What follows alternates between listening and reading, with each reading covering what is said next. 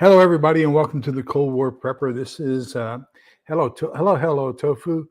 Um, so tonight is the last Thursday of the month, and we're doing our fiction survival book club meeting. So if anybody has read the book, please let me know down in the here. I'll just do it this way. If you've read the book and you would like to help me discuss it, here is the link to come on live with me this evening.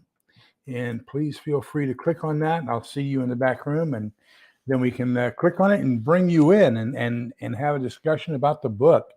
So I'll make that offer every time we have a book club meeting. If you want to join me, please feel free to do that. So tonight we're doing volume 3 of Escaping Home from the Survivalist series by A American Chris. If you'll remember, it was the first Monday of this month, I believe it was, either first or second Monday of this month. We interviewed Chris, and that was one of the best interviews I think we've had. It was an hour and a half long, and just fantastic. Hello, Dan, and welcome. Yeah, I read it. I as a matter of fact, when I looked up the link to put this one in the description down below, it said it was last purchased in 2019, in February 2019. So, yeah, I'm going back and rereading them too. But that's a good thing because you pick up things that you didn't catch the first time you went through it. Hello, Scrapper. Good evening. Scott Hummer. Good evening. And so I'm picking up things. For example, I had no idea how Sarge had a connection through the 101st with Special Forces.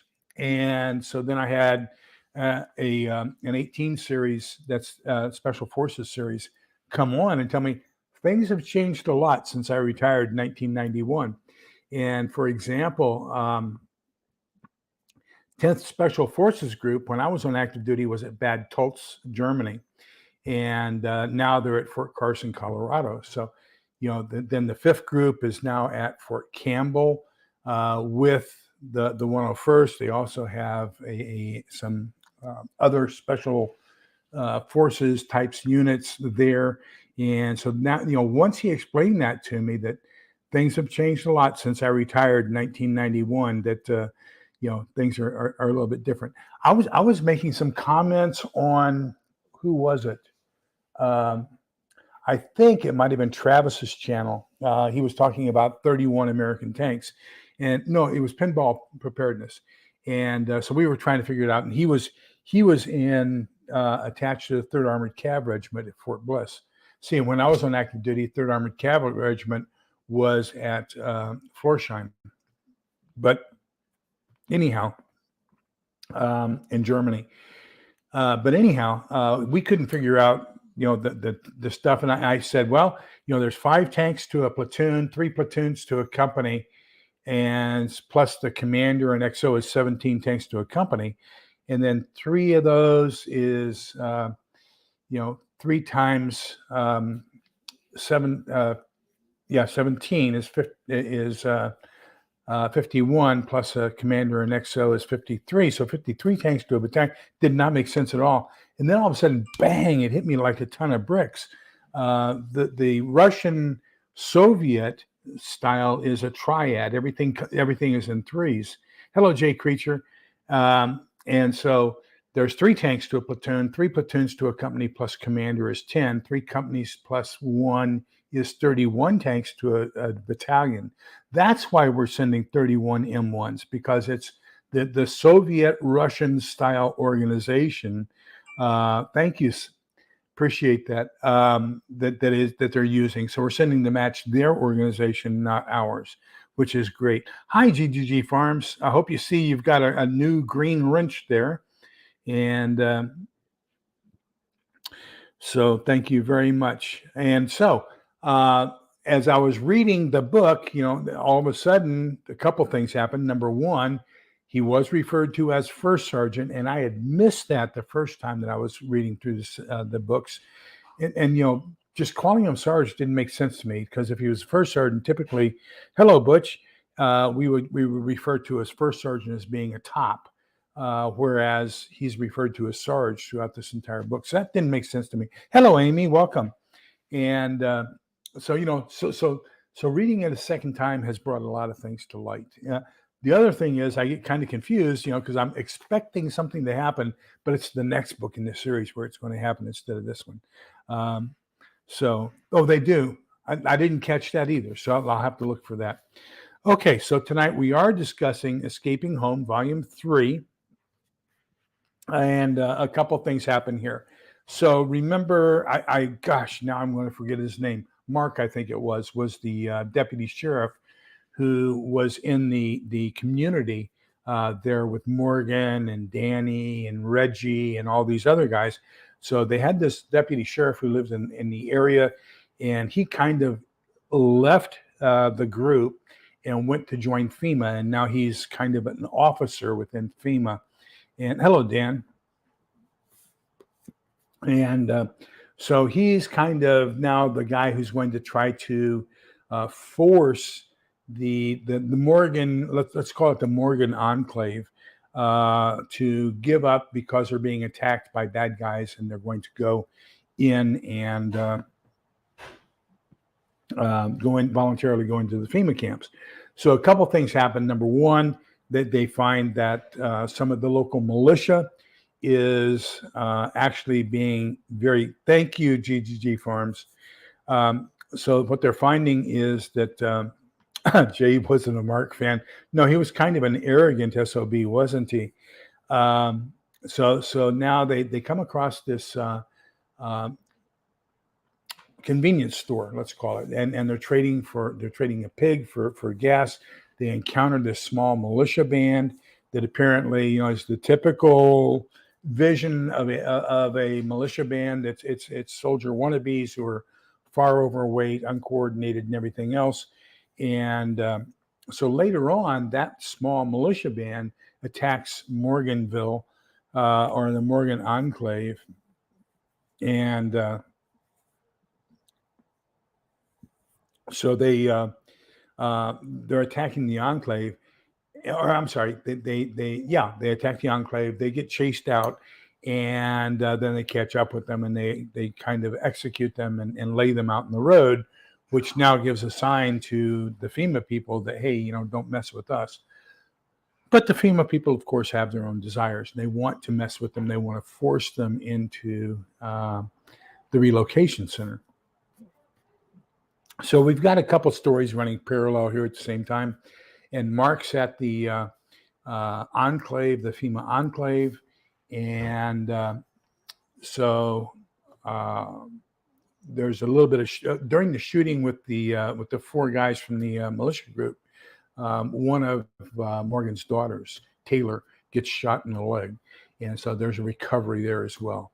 And so now they've got these four guys out. So now Mark and his group are going to come in and try to attack the Morgan Enclave, the Morganville area, and they get shot up pretty bad because Sarge and Mike and Ted and Doc have arrived by then, and they're helping them. Of course, during this latest assault by Mark and his group, Reggie gets shot and is killed, and while he's on guard duty at the front gate.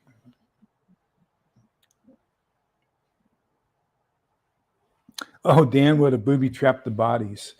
Hello, Dragon Slayer. Welcome. That was done quite a bit during Vietnam. As a matter of fact, they knew that we were going to be looking for intelligence, especially papers, CEOIs, maps, and all that kinds of stuff. And so then when they did that, you roll the body over, there would be a mine underneath, and that was quite common. So we developed hooks, kind of like boating hooks, to where you turn the body over. But anyhow, so now we've got the realization that the group can't stay where they are because things are going to happen. Oh, there's another thing, and I forget the character's name that this takes place with, but he had lost a leg, an amputation, and I know what it was. He was sawing, either cutting wood with an axe or sawing. There was a major, thank you, Triple G Farms. He lost, or he had major infection in the bottom of his leg. They called the veterinarian. They amputated his leg, sold it shut, and everything else. He was supposed to change his dressings on a regular basis and all this other kinds of stuff. He didn't. It got really infected, and so Doc and went in to take a look at him, and knew that the gangrene had set in, and it was going to he was going to be passing away in the very near future. No amount of antibiotics, he didn't have them anyway, it was going to help him. And of course, the wife was there, and she was feeling guilty that she didn't do enough to take care of her husband. And so Doc left them enough morphine to where both of them could overdose on it. And that was the way that they left. And so that was kind of disheartening as well. But that's a harsh reality. And I think that brings up a topic that we have to be willing to address in advance of SHTF, because that's going to happen. When I went through CERT training, which is the Community Emergency Response Team, we triage, and there are 4 different colors of triage. And so green, you give to anybody who can walk, whether that be walking wounded or walking anybody, as long as they can walk away from the scene. You're going to give them the green, and they're going to go. Yellow kind of means that hey, we need to escort this person. They can go with a little bit of assistance, but they're going to need medical attention. The red means this guy is serious. We can save him if we get him to medical care within the next 4 to 24 hours.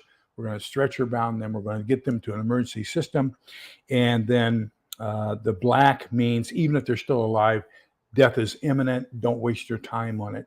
And one of the things they teach in CERT is, like if you have a major bus accident and the driver needs a tourniquet and you're the only person there, you can't put a tourniquet on the bus driver because you got to check everybody else in that bus. Somebody else, once you put a tourniquet on, you have to stay with that person until medical care arrives.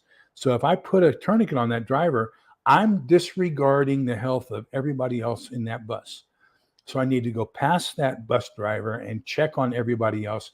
If everybody else is capable of living and can be evacuated, then I can go back. And if the bus driver is still alive, then I can put a tourniquet on him. So it's kind of prioritizing who you're going to take care of. And I think that's the situation that Doc was in. And he was being very humane in the way it was done. So Jay says that it was compassionate, and I agree. I agree that very much. All right. Let me see this challenge here. Just a second. So Triple G Farms says he'll throw a challenge and he'll match up to $50. Anyone willing to jump in here? So I assume you mean with the link that I gave, and I'll put it up here one more time if you want to come on and chat with me and be on live and talk about the book. There you go. So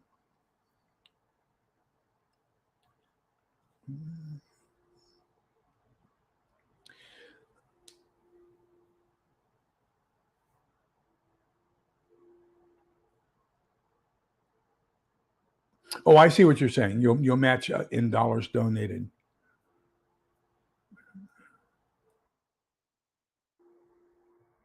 Yeah, Jay, I get 3 retirement checks, all 3 of them from the government. So I get the Army retirement, and then I get, matter of fact, I spent an hour on the phone today with DFAS, the Defense Finance and Accounting Service, only to get disconnected. But, and then I get some Veterans Administration, which is federal, and then I get Social Security, which is also federal. So all 3 of my paychecks are federal. So if we don't get a balanced budget amendment, I may not have any income this month. We shall see.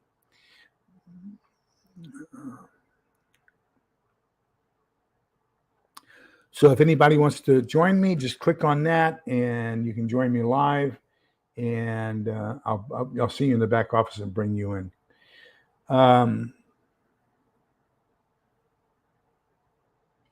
Okay, so let's get back to the book. So we are kind of at that point now to where Mark has come in, killed Reggie. We've got this major assault on the Morgan compound. And the reality is Yeah, I don't either. It's supposed to be a separate system, Linda. But you know, back during Johnson, they opened it up. It was a totally separate system, and it was a trust fund that was not managed by the Congress. Congress passed a law that allows them to borrow from Social Security at 0% interest. And so they've been borrowing a lot from Social Security. So now what they have to do is, in order to make it solvent, they have to pay those debts back on what they borrowed. And so if they aren't paying back what they have already borrowed, then there may not be sufficient funds in the system to pay everybody their Social Security. And I'm not so sure how that'll go. We're hoping that it won't. So GGG Farms asked the question, do I think EMP of this type is real and something we need to prep for in reality? Yes, absolutely. As a matter of fact, I just had a conversation with Stephen C. Smith. He just announced today that his book 6 is coming out. He just finished it. He put the final of it today. It goes to the publisher for editing and everything tomorrow. So we should see his book 6 published by the end of February. Book 12 of this series is probably due out at the end of February or March. So Chris is working diligently on that. Book 11 is out. So for those of you, I had only read up to book 10. Now I need to read book 11, but I just can't because I'm reading these in back. I've got other things going on as well. I've got this one that I'm reading by Peter Zian. It's #1 seller on New York Times right now. And then I'm trying to get through this one. So, I mean, I've got so much reading going on, I can't get into book 11. To answer Triple G Farms' question, the conversation I had with Stephen Smith was, I believe that the first thing they're going to do is to try to take out our electric power grid and natural gas line through some sort of cyber attack. I think that's the cleanest and easiest way to do it. It would cause all kinds of civil distress within the country, and we would destroy ourselves from within. If they can't get through on a cyber attack, the next best thing to do is going to be an EMP. And so, of course, the EMP, however, once they launch that, we're going to see that ICBM coming in, because you got to be 25,000, 30,000 feet in order for it to be any effect at all. And so once we see that ICBM coming over the poles or out of either ocean, we're going to retaliate. We don't know that it's going to be an EMP rocket. So unless they have a satellite or something already in place that's capable of an EMP, we would see that and retaliate. So I don't think that would be their second choice. I don't think it's going to be as clean as the first choice. And then, of course, the third choice is going to be total nuclear going back and forth. So my chances of some sort of grid down, and then, of course, you got before, let's call it 2.5, before nuclear, but after EMP, and it may be even before the EMP. And we've seen several attacks on substations throughout the U.S. here recently, physical attacks. So the theory is, and I don't know the veracity of this, this is what I've read online, is that if they can take out 6 substations anywhere in the U.S., that will totally obliterate the grid. Now, most of our substation transformers, I'm going to say 90% of them are made in Germany, and there's a year to a year and a half backlog to get those delivered to us. So if they can take out some of those substations and some of the transmission, so transmission is the big high voltage lines to the substations. If they can take out that system, that can take up to a year and a half to replace. If they go from the substation to the distribution lines, which are 700 volt lines, and take those out, then that's nothing, because those little bitty transformers that transfer from 700 down to 110, no big problem. We get most of those from China, and unless we're at war with China, then we may not have those available to us. So I would say that any kind of a physical attack on a substation would also cause the same thing as an EMP or a cyber attack or a nuclear attack. So I hope that answers your question. Let me see here.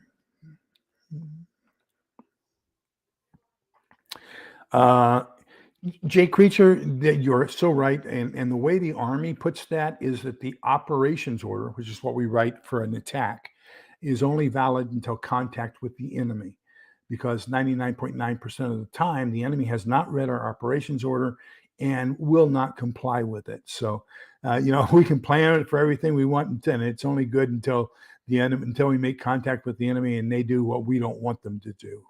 So. Um,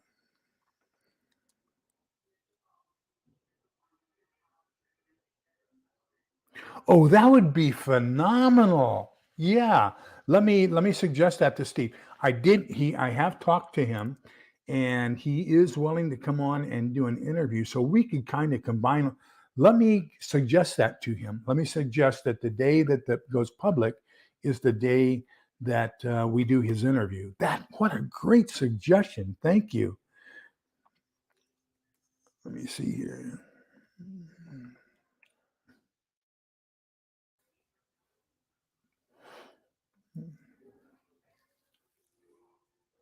Absolutely. There's so much stuff. Right here in Austin, I used to drive by it when I worked at Dell.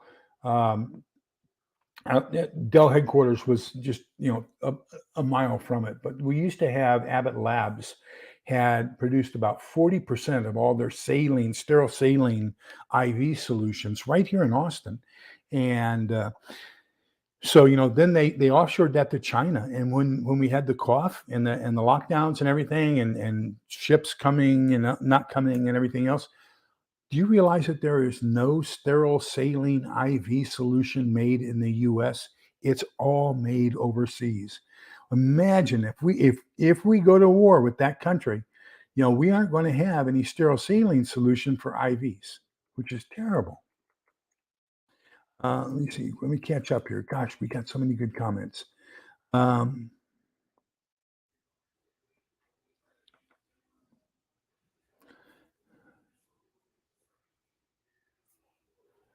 yes, yes, they are, and we've got major problems with. We just had a um, gas refinery in Illinois blow up here just recently as well. Jay Creature, I don't know if you watch Suspicious Observer or not, but I strongly recommend that you subscribe to him. Um, yes, I watch that on a daily basis, and as a matter of fact, he had a live on just right before this, and he's watching the magnetic pole shift. That's going to be something, because I know that Austin is not going to be, we're going to be in the floodplain. So he just came out with a new map today of how far, once the polar ice caps melt and the earth, it's not the earth itself is not going to tip, the earth rotates is going to tip. And so that's going to cause all this flooding. And I am in the floodplains. And so, I guess I need to build a submarine here in my backyard or something. Um,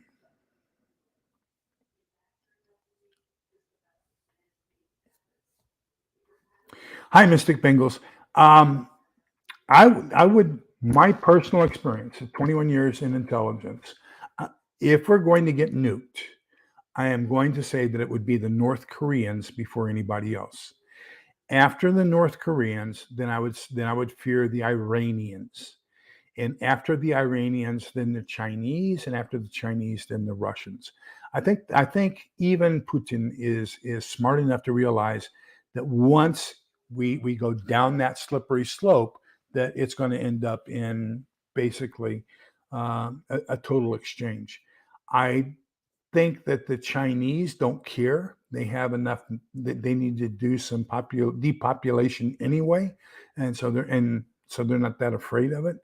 But North Korea just hates us. Remember that at the end of the Korean War, there was not one building standing in North Korea. I mean, we had gone across North Korea 2 or 3 times, and So that that they really really hate us.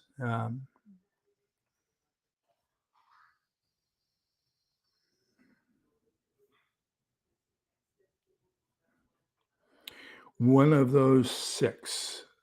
Oh, gotcha. One of the six substations. Yeah. Well, and it could be that we have 2 points. We have one point where we intersect because there are 3 grids in the US, the East, West, and the and Texas. And so we do have 2 transmission exchanges between one is between the Texas grid and the Western grid, and one is between the Texas grid and the Eastern grid. So I wonder if those exchanges between on transmission might be the same thing. I only if we have total power failure do I think we will be physically invaded. If you take a look at transport of the Russians, for example, cannot get more than one and one four. Let's call it 4 regiments, one division and one separate regiment, aircraft wise, across the ocean to attack the U.S. So, and that's assuming 100% of them escape NATO air defenses and U.S. air defenses and U.S. naval air defenses out in the Atlantic or the Pacific Oceans. Chinese, the same thing. They cannot air transport more than one division. If the Chinese transport, or if either country transports them, they're going to have to sacrifice all of their transport planes because they don't have air-to-air refueling capabilities like the U.S. Their airplanes are going to run over. It's going to be kind of like a Billy Mitchell B-25 bombing of Tokyo off the Midway in World War II. It's going to be a suicide mission. They're going to have to ditch those planes. So that'll be all there is. There won't be any reinforcements. When we take a look at assault landing craft, the same thing. Neither country right now has enough ocean-going assault craft to where they can get more than one division across. So 2 divisions assaulting is not something you want to do. That's not good odds. Remember, the U.S. alone had 5 divisions assaulting on Normandy. And then we also had 1 Canadian, 1 Australian, and 2 British. So we had a total of 9 divisions assaulting. And British Airborne too, 10 divisions. So we had 10 divisions and then a Polish brigade. So we had far more assaulting on Normandy against the Nazis than what either China or Russia could surmount against us. So I'm not worried about blue helmets. Yeah, so there have been lots of water cyber attacks and lots of sewage cyber attacks. Absolutely. That's why I think cyber attacks are going to be it. Hi, Gay. I hope you're into your new home and oh, that's great. So the offer still stands. You've got my email in the contacts. If you need me in my pickup, send me an email. Let me know what I need to do, and we'll be happy to help you any way we can. So let me get down here.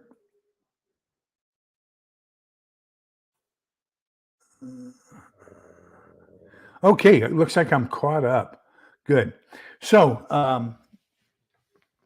while all this is going on, we have a parallel story. And remember, we lost contact of Jess once she went off to see her family in book 1.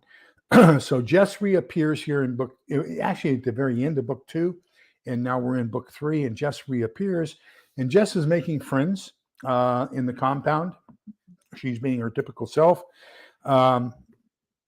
very friendly type of person, young, attractive, very anti-control, doesn't like to be controlled whatsoever, and so she is making friends and making enemies at the same time. Singer, of course.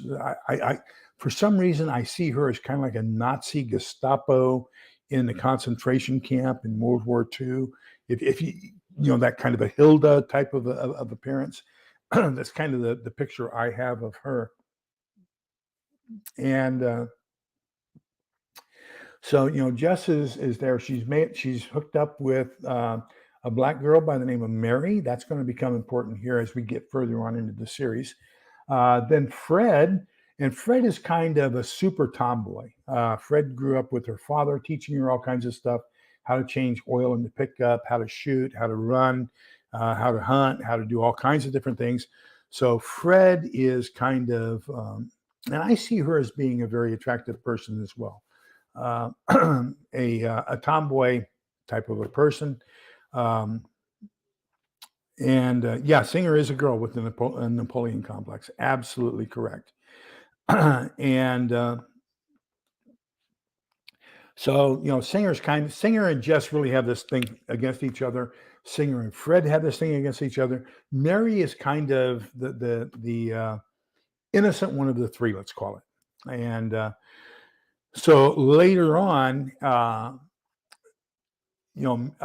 things happen, and there's this mustached guy, and I see him as kind of like a what do you call that that the guy that has the French guy with the big twisted black mustache, and he has a toothpick in his mouth, and so he takes a hankering towards Jess and wants to become friends with her, and he can't make friends with her. And so in the meantime, the Morgan group and Sarge are kind of looking in on the compound, and they say, "Is that Jess?" Morgan and Thad. Now remember, Thad had gone home to his family, and his family ended up getting killed by the people who were trying to force them into the compound. So Thad hooks up with Morgan and his group, and now he is now an extremely important member of that family. So I'm going to say that and then you've got Jeff, and I think of Jeff as a lone SEAL sniper or special forces sniper. He's kind of hooked up with the group as well. So now we have this little enclave, and then they see Jess and they say, I wonder how we can get her out. In the meantime, Fred is hooked up with a guy, and she's going to go out. They're working. They get in such trouble with Singer that they go before the camp commandant, and it's actually accidental. Some people try to steal a bus, and so they just start machine gunning all the compound. And Jess and Mary fall flat on their face. They stand up. They're in trouble because they didn't run to their barracks, and so they have their badges taken away, and they have to go see the camp commandant.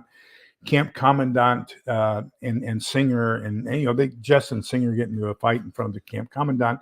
He moves Jess and Mary and Fred over to work in the kitchen, where they meet Kay, who's going to become another extremely important member of this cast. So now you have these four women in the kitchen: Jess, Mary, Fred, and Kay. And so while they're working in the kitchen, the guy with the black mustache rapes Jess, and she doesn't succumb, so he knocks her out, rapes her while she's unconscious, and the other girls help her. Not Jeff, but Fred has one of the things her father taught her was how to make a poison out of nicotine.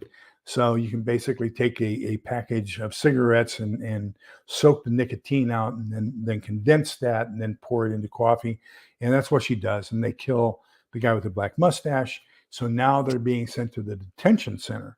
And that's all three of those three. That's Fred.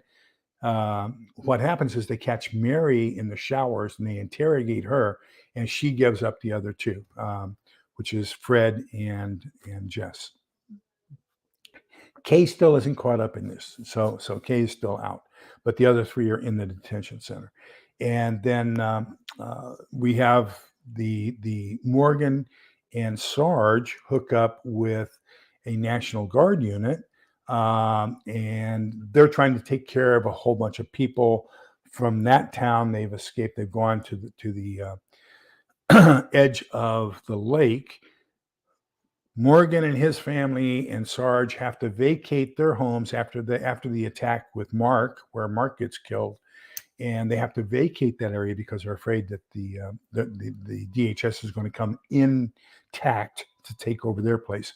So they're out at the lake doing their things, connecting with the National Guard, and making contacts with them. They make a food drop and an ammo drop to the National Guard people. So things are kind of starting to work out there. They decide they want to go back to visit their homes to see if they can pick up a smoker, because they're going to smoke some pig, and oh no, they're going to smoke a certain kind of fish that's there in that lake. And they run back to their home to get the smoker, and find out that everything's been trashed. All the people moving through, all the migrants moving through, have basically trashed everything. Toilets are overfilled with human fecal matter and clothing that was used to wipe or clean people after disposal of fecal matter. So all those things are going on. So that's kind of where we end up. Is there's at the end of the book, it appears that Sarge is going to hook up and try to groom the National Guard unit for an assault on the DHS camp.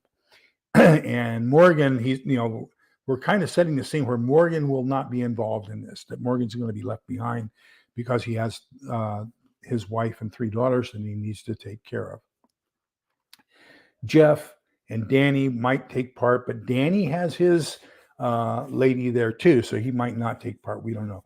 Probably Jeff and Thad will be part of that group. We don't know yet, but that's what it's kind of looking like as we enter into book 4. So let me see, and if I've left anything out, or if there's anything anybody wants to add, please do that, and then I'm going to go to some of my favorite quotes from the book so far. So Jay says, yeah, how to make nicotine coffee. That is absolutely right. That's Fred doing that. She's learned that from her father. So Dragon Slayer says that she was a total tomboy as well. Yeah.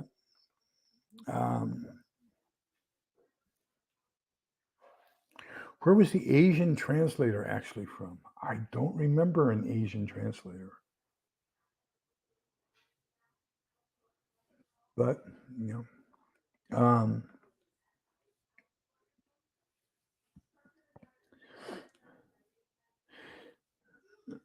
me see here.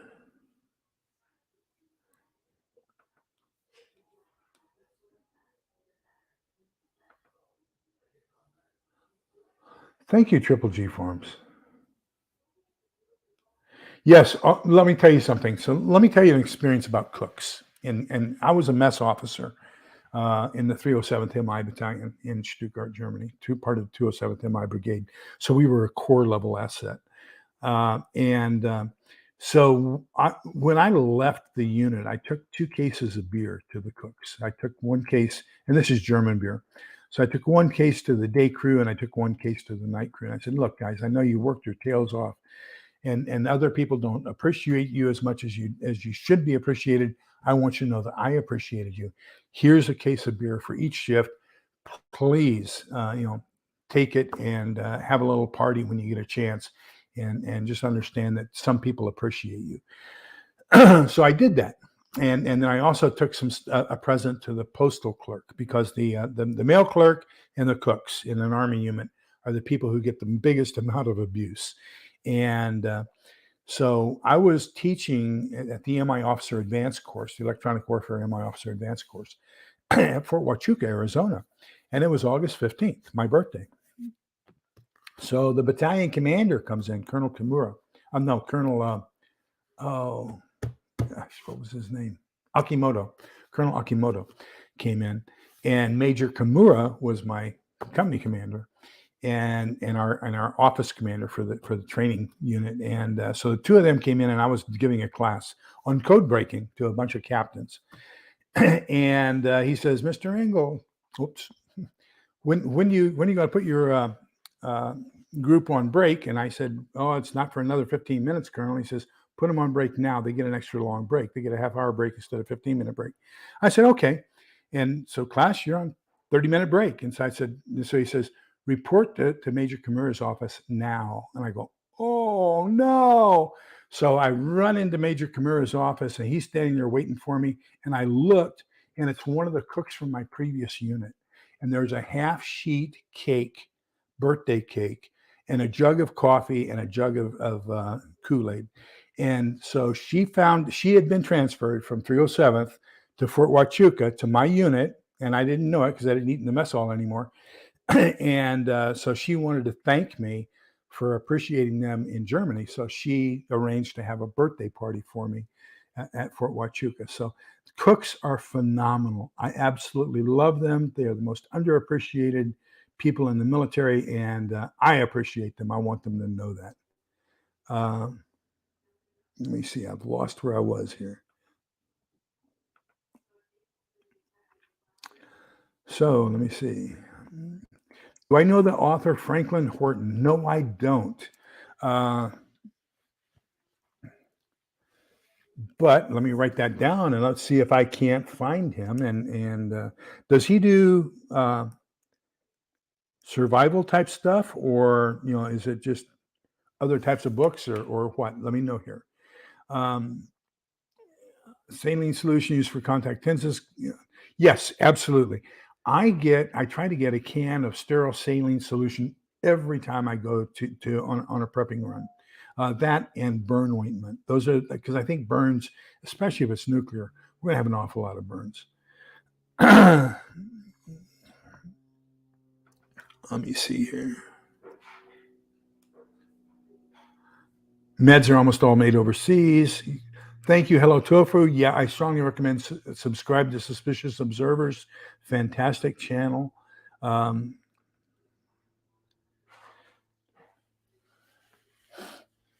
Well, I'm not going to say we would nuke ourselves in as much as if there is a grid failure, we probably only have 1 or 2 weeks worth of fuel for the generators to keep the water running to cool the reactors. And so if we don't get the reactors totally shut down, that is all the boron tubes put down to stop the nuclear fusion, then we're going to have meltdowns. And those meltdowns will be the equivalent to having a nuke, probably even worse, because I think, personal opinion, if any country other than North Korea or Iran nukes us, it's going to be an airburst where you have minimum fallout. I think that North Korea and Iran just want to obliterate us, and so they would go for the ground burst so that there's maximum fallout, and you have this fallout cone, just like in Jericho. You would also have the fallout cone if we had a nuclear reactor. I think we have something like 63 nuclear reactors in the U.S. So imagine the fallout if all of those melted and then put stuff. I read just today, I read or watched a YouTube video that there was fallout from Chernobyl that got as far as being detected in the dairy that was being produced in Washington State as a result of Chernobyl.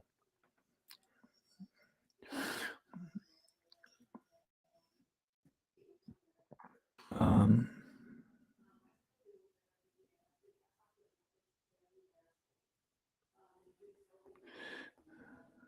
Thank you, Triple G. Yes, and so what he was alluding to earlier is 60% of all the money that I receive on this channel goes to either the caring place, which is the county food bank and other things and help other things, or to Catholic charities. And so I am a member of St. Vincent de Paul, which is the Catholic equivalent to Goodwill Industries, only we don't make any money off of it. 100% of all the money goes to our neighbors. So that's what we call people who use our services as a neighbor. So 60% of everything I make goes to those two organizations or to an emergency relief other than Red Cross. Then 20% goes for gifts for y'all for when I do things like maybe I'll reach 5,000 viewers or subscribers here in the near future. Thank you, Triple G. I appreciate that as well. So let me see if I can catch up here. Gosh, I'm really far behind.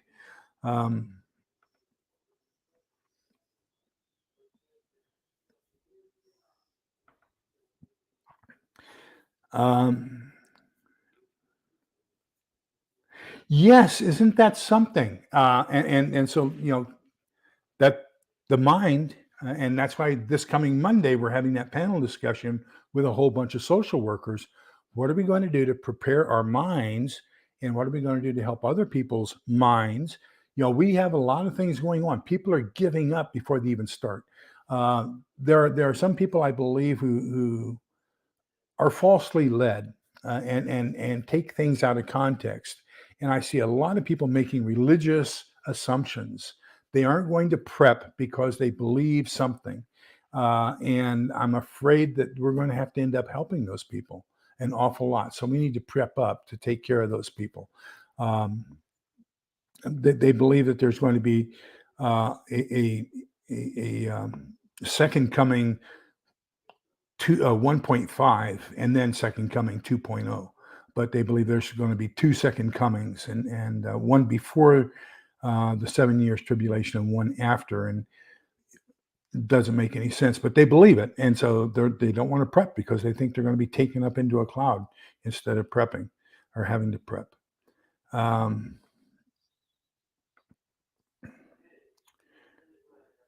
Okay, Nikita, yes, thank you.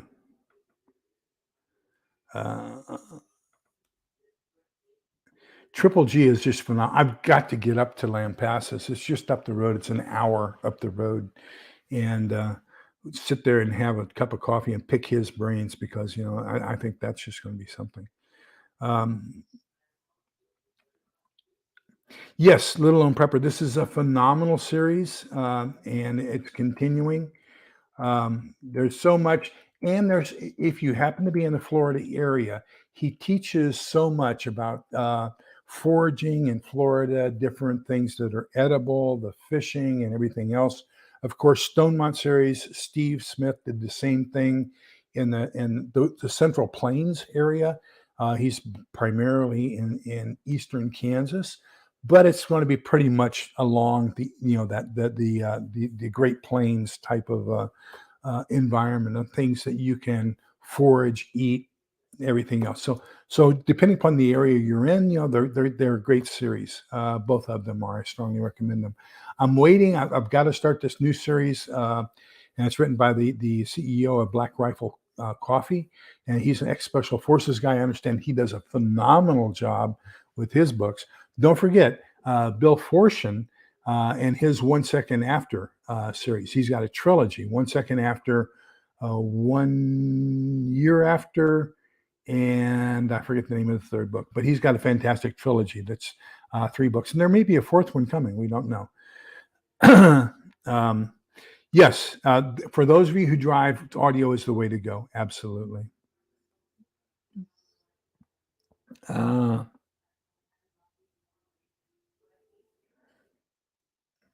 Thank you.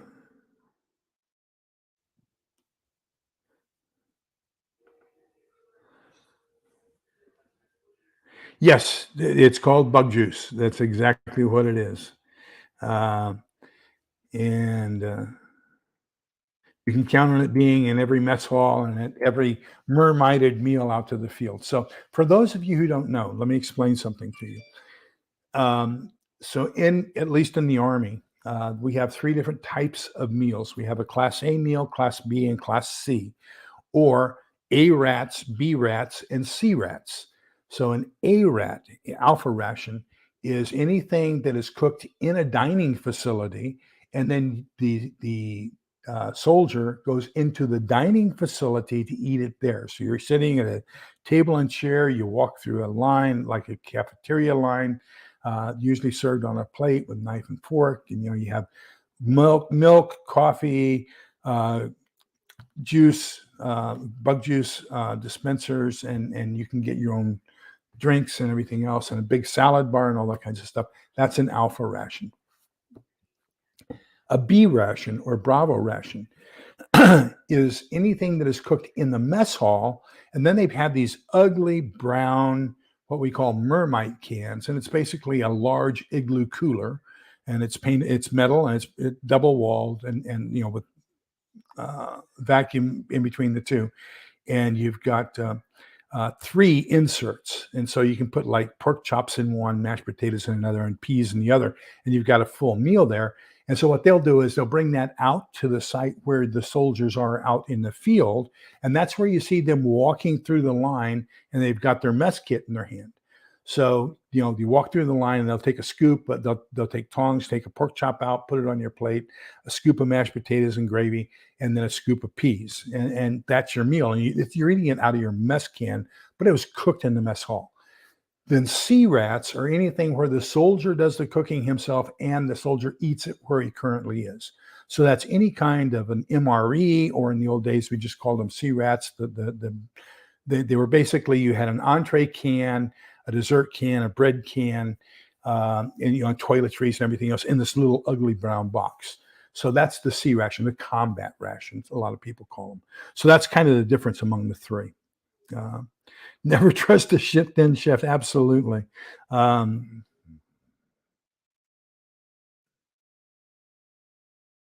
that's fine, little lone prepper. Don't worry about it. You're doing a fine job. I think, do I have you as a moderator? So one of the ways you could, if you want to help, is just volunteer to be a moderator. That would be phenomenal.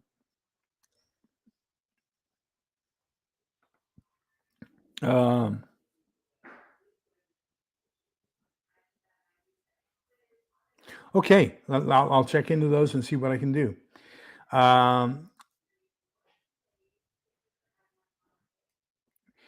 So Triple G Farm says 80% of over-the-counter and generic medications are made in India or China. So make sure you get additional prescriptions so you can fulfill those. So with the military, retired military, we have what's called TRICARE, which is the military healthcare package, and that gets along with Medicare. So I get a 3-month prescription. So one of the things you can do is talk to your doctor about getting a 3-month prescription if you can. And usually it's going to be cheaper. I know that with TRICARE, when I get a 3-month prescription, I only pay for 1 month and get 3. So, or 1 month's worth of copay and then get 3. So it's actually a pretty good deal. So if you can get a 3-month prescription, that's going to be phenomenal.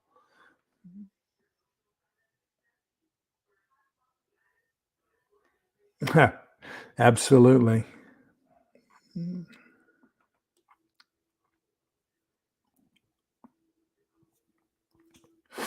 Back in the 80s, and that was with Pennsylvania Electric and Company, PECO.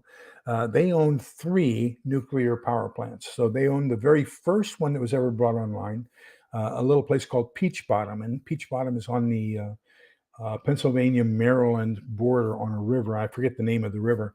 Then they own the last nuclear power plant that was brought online, and that is Limerick.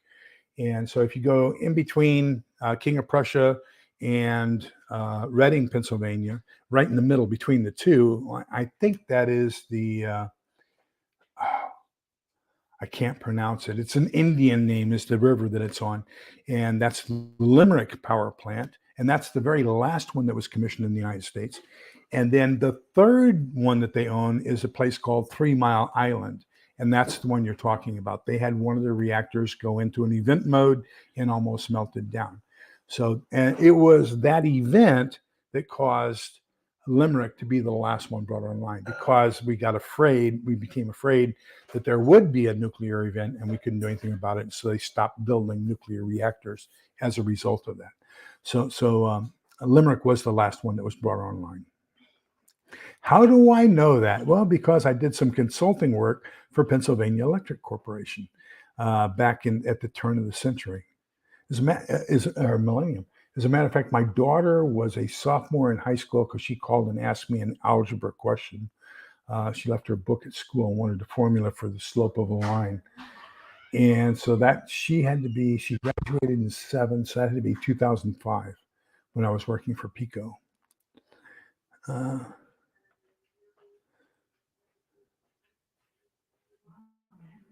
Wow.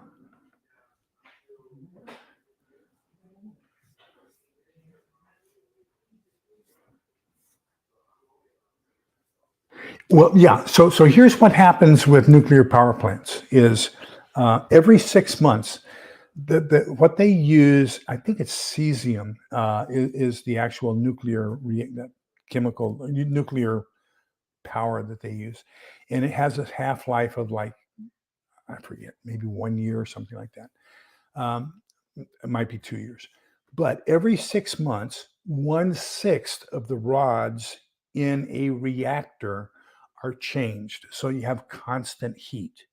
So the oldest rods will be 3 years old. They pull those out and put in new ones. So that there's this constant level of radiation in that reactor. Well, what they do is they then take those rods and they put them in uh, shielding, let's call it, where they try to reduce the amount of interaction among the rods, but they're still producing and they're still producing heat.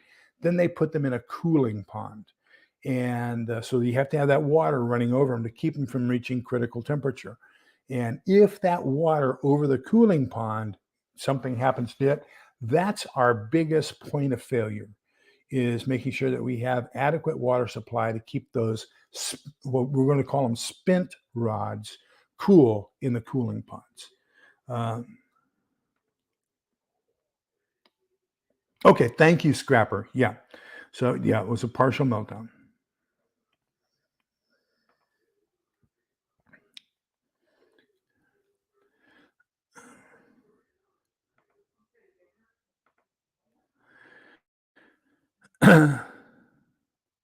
Well, I would appreciate the thumbs up. I'd appreciate a share, and I would appreciate you recommending me to other channels so that we can get our number of subscribers up. Um, One of my favorites, believe it or not, when I was on active duty was SOS, which is sausage gravy on either toast or a biscuit. Um, no, no way on earth I would do that. No way. He is dead set that 40 caliber is the one. I'm a 357 or a 45 guy myself, but Steve is definitely a 40 caliber. That is absolutely true. Uh, Basically, yes, that would Golden Corral would be A-Rats, yes. I would say that the Army cooks are probably better, but, that's, wow, I just had another one show up, another 49.99. We'll have to get down here and see who that is. I have a feeling it's probably Triple G again. Um,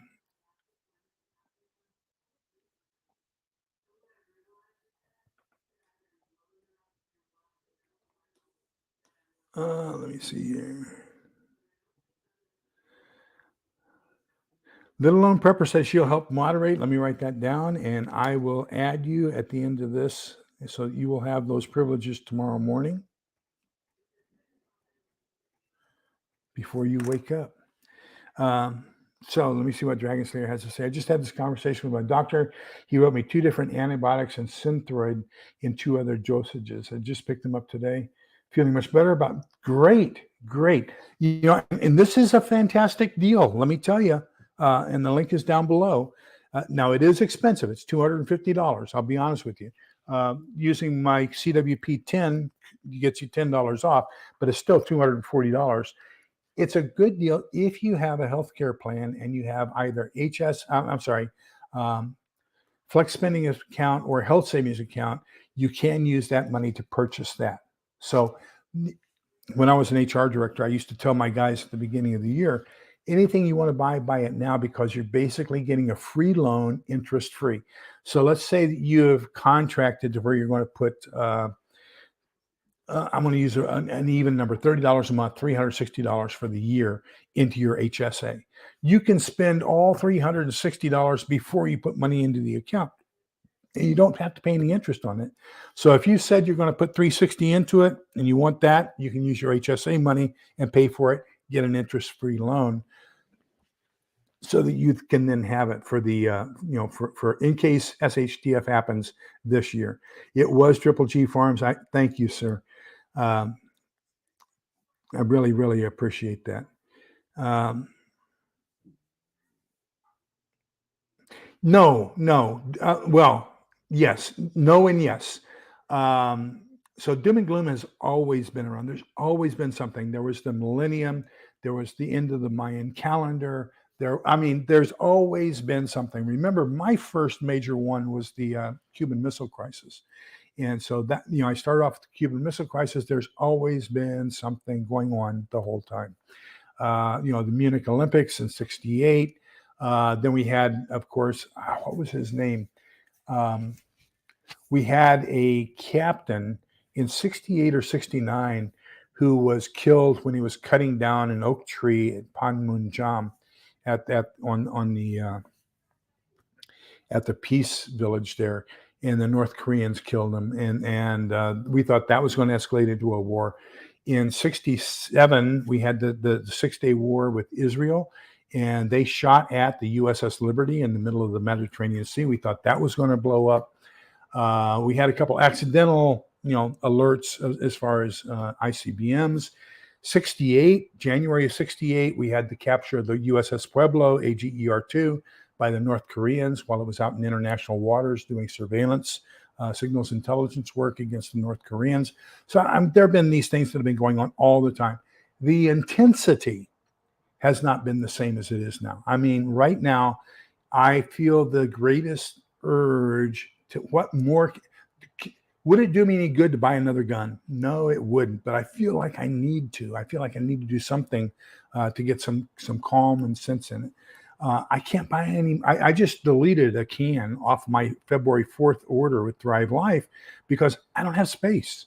I have to start eating up some of my number 10 and number 2.5 cans in order to get anything new. And I don't want to do that yet. So what I am doing is we're reducing the amount of normal canned goods we get from the commissary, the grocery store. And as, for example, as we use up a jar of ragu or other types of spaghetti sauce, I'm replacing that with the number 2.5 cans of spaghetti sauce from Rainy Day Foods or Emergency Essentials or Thrive Life. So that's kind of, but no, I think there's an awful lot of people who subliminally are thinking that extremely bad. And I think that's why we're having a lot of the stuff going on emotionally that is happening.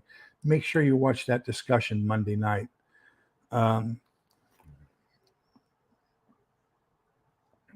Yes, that's my preferred.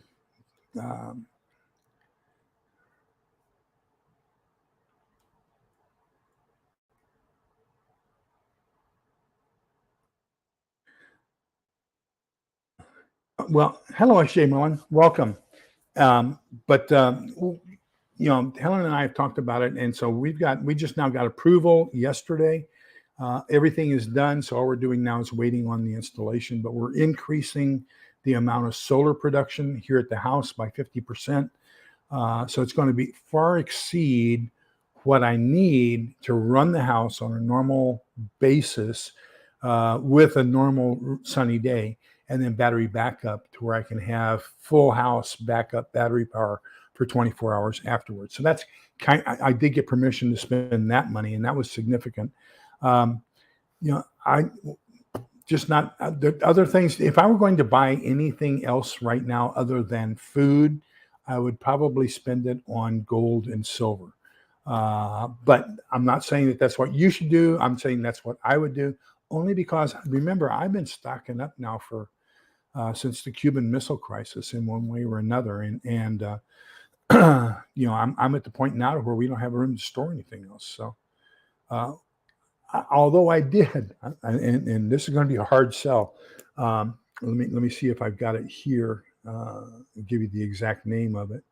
So one of the guys in the ham club here recommended. No, I don't have it really. I thought I still had it up. Recommended an HF transceiver for me, and it's going to be $1,000. But so getting an HF transceiver and antenna, so I'll probably have a bipole long wire antenna. It's probably going to cost about $1,300. So Helen's probably going to have a fit. She'll probably say no. So we'll have to go with that.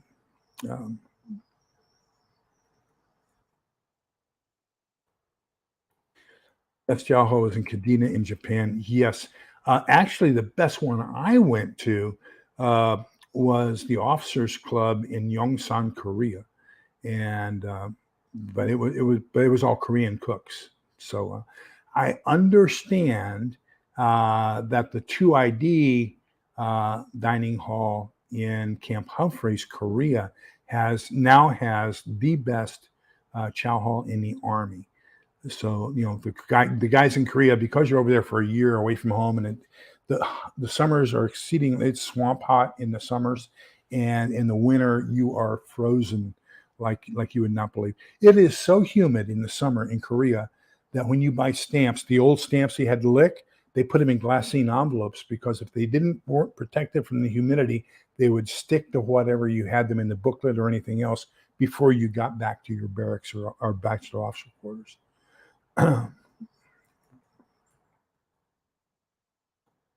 Let me see here. Oh, wow, we're already at 9:05.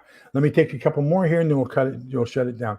Don't forget that next month we are doing book 4, Forsaking Home. And that link, if you want to purchase it, is down below on Amazon. And then we got 2 more weeks and we'll be finished up with the Bradley nonfiction survival book. And then we'll start the survival book, nonfiction, that he has written based off of these books. So that's going to be starting that in about 3 weeks. So if you walk into any clinic, very often they will write an antibiotic for stomach issues or something else. Yeah.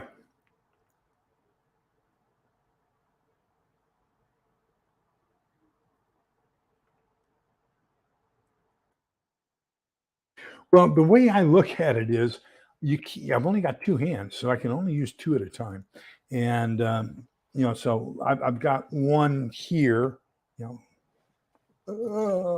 here, and then I've got one here. So even, and this one up here is an old Army caliber, and then the one down here is a different caliber.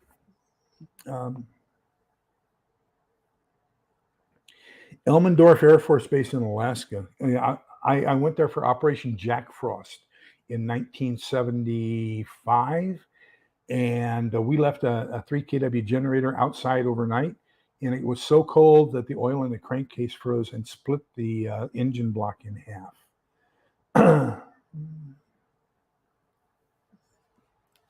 Yeah, 45 ACP ammo is so expensive, and that's why there's pretty good deals on it.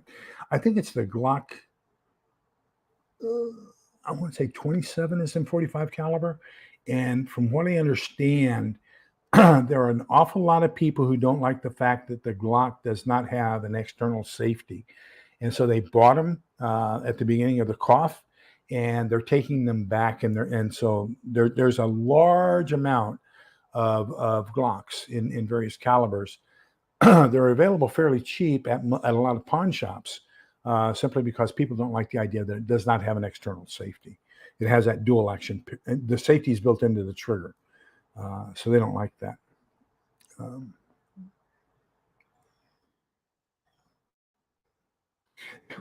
Under the bed, in the laundry room, underneath where I'm sitting right now, this is a German Eckbankgruppe.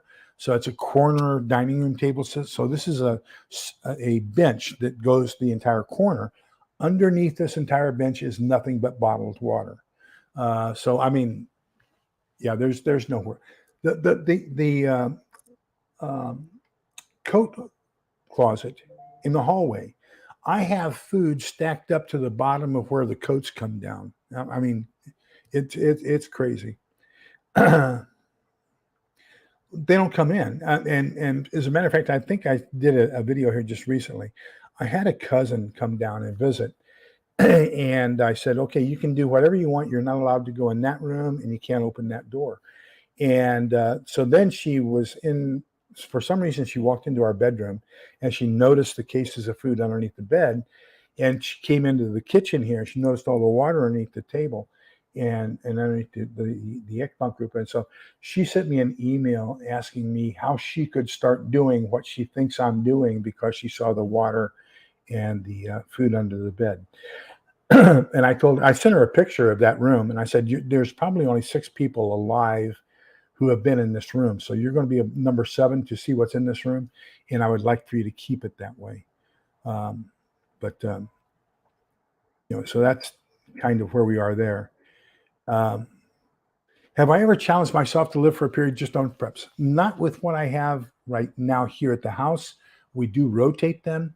Haven't, although we did have Snowmageddon here in 2021, or was that 2020? Yeah, 2021, February 2021. We had Snowmageddon, 10 days without power and everything else. So yeah, we've gone 10 days on our preps, to include solar power and 5 kW generator with gasoline and cooking outdoors because the exhaust fan wouldn't work indoors and all that kinds of stuff. Yeah. Yes, the especially the boomers. The boomers have some of the best food in the Navy, from what I understand, which are the strategic nuclear.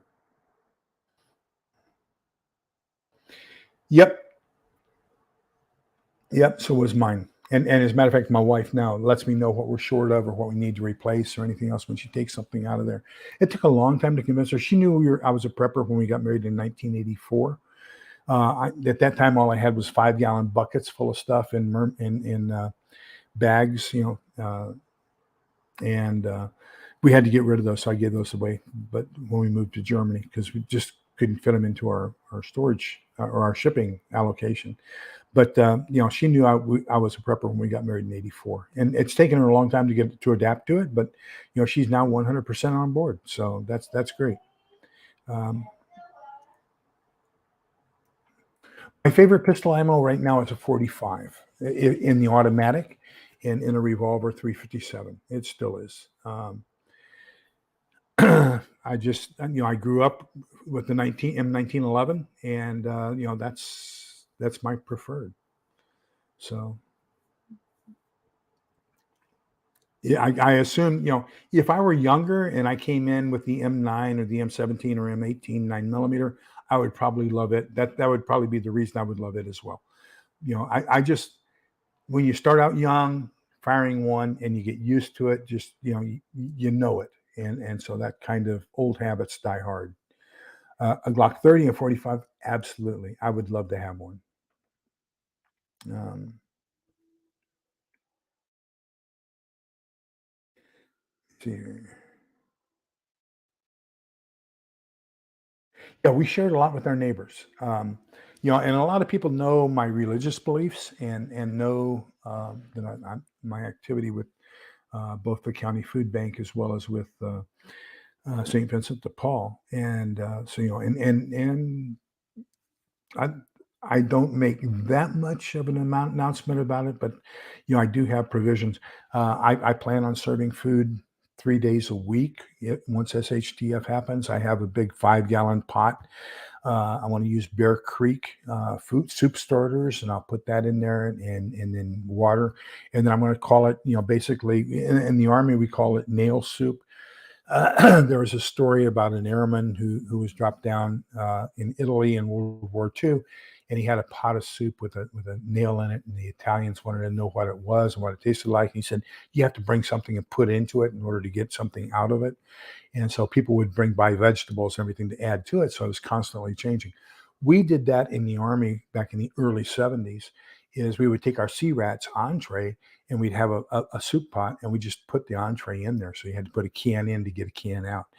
And so I plan on doing that kind of for the neighborhood. I'll provide the initial water. I'll provide the initial food. You have to add either food, water, or some sort of fuel to cook the soup in order to get something out of it. If you can't do one of those three, and the reason I say fuel for the because anybody can go out and collect twigs or wood, and that would feed you, but you have to do something to work to earn it. Um,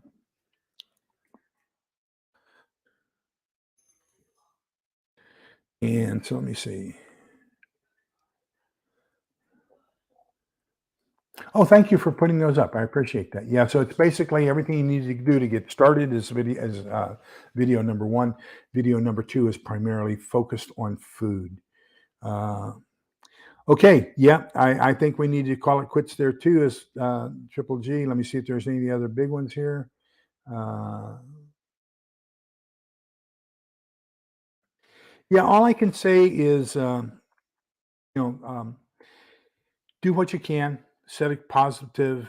Perpetual stew is another good name for it. Set a positive example. Just I probably. Um, I think the key thing is, we need to live the light and live the life that sets a light and allows other people to see how to live. So if we are calm and not being overly flustered by all the events that are going around us, because we know we've got it under control. We have got what we need here. Yeah. Be careful, Jay creature. Don't go danger close. Um, my daughter still tells me that, Dad, you can say something besides repeat or say again. You can say repeat. And I say, no, I can't say repeat. But anyhow, um, in the Army, repeat means it's a call for fire to the artillery. It says put the next round where the last round was. And if it's danger close, you don't want to do that because that means you're going to be inside the explosion radius of that shell. So anyhow, let's get here. The Lord bless you and keep you. The Lord let his face shine upon you and be gracious to you. The Lord look upon you kindly and give you peace. So with that, thank you all for being here. Next week, next month, we're going to do book 4. And in the next 2 weeks on Tuesdays, we'll be finishing up Dr. Bradley's book on the handbook for survival prepping for the family. And so thank you all for being here. Remember that we're all in this together. Stone soup, so we can come out the other side together. Please be kind, polite, and respectful to each other because togetherness is the key. Take care. God bless y'all. Bye-bye.